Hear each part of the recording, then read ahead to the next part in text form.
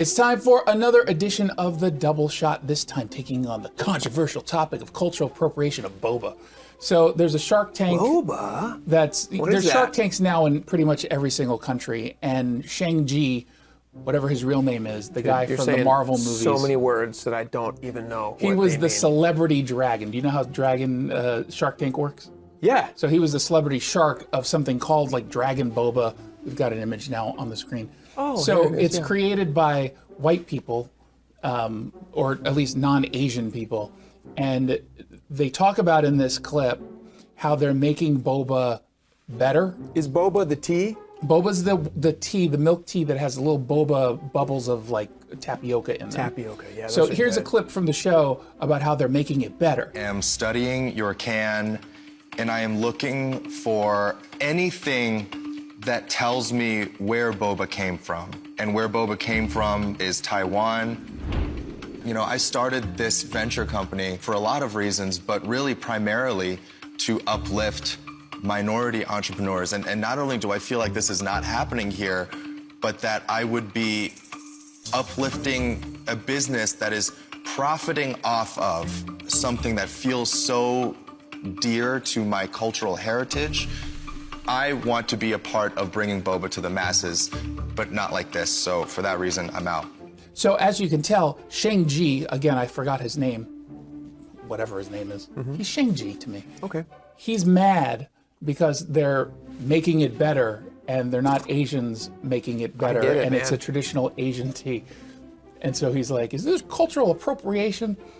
No normal person thinks like that. If I was trying to put myself in their shoes, if you were to make matzah better, I'd give you the biggest hug ever, and I'm not a hugger. I actually have made matzah better. But you're not a Jew, so it's cultural appropriation. No, I appreciate you making it better. I don't know my full heritage. I haven't done any DNA tests. You don't need a DNA. Is your mom a Jew?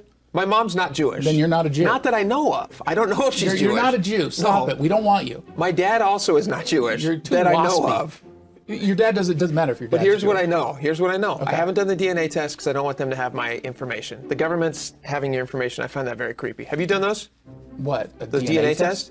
I'm not a registered sex offender or a murderer. No, you spit into a little thing and like the ancestry thing? Ancestry. I've done that before. Are you Jewish?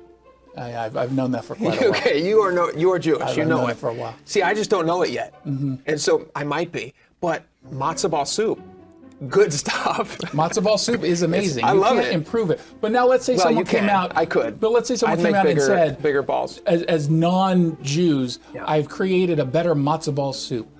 If it was a better matzo ball soup, it's a better. Why would that upset me that you've made something better?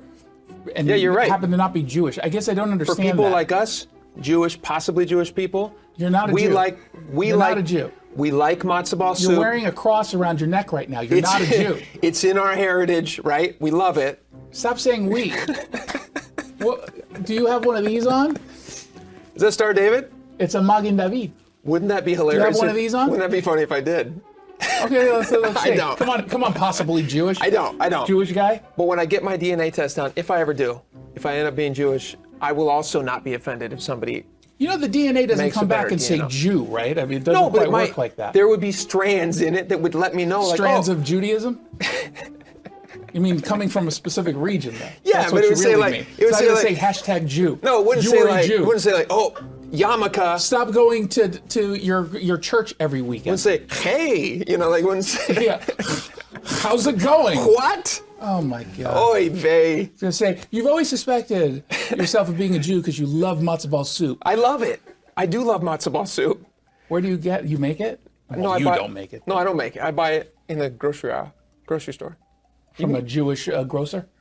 Cultural appropriation. Well, no, they're selling it, so I buy it. I like it. It's good. I like matzo ball soup. And if somebody stepped in and said, we have a better matzo ball soup, I'd say, maybe. Okay. Well, on behalf of all Jews everywhere, I'd say I'll try thank you it. for your support of our cuisine. Possibly my cuisine. I'll see you at Shul on Saturday. Ah, yes. But then you'll have to go to church on Sunday. Yes. That's a lot of praying. That's a lot of cathedrals and prayers. We'll see you next time. Shalom.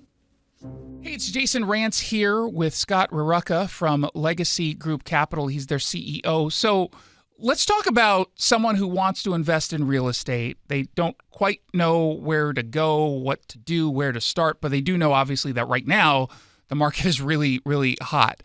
So you're the place to do it. How do you help? Yeah. So how we help is, we've been investing in the greater Seattle area for over 20 years, and we have a historical track record that is we're super proud of. Double-digit returns over time with no investor losses. And if you can find somebody else out there that's done that, you should probably talk to them. And how we really do it is we're lending on real estate, and we're also acquiring real estate and building it and developing it. All those things come out of a fund that people invest into. So there's lending and there's acquisition. And then we share in profits with all of our investors on both those activities.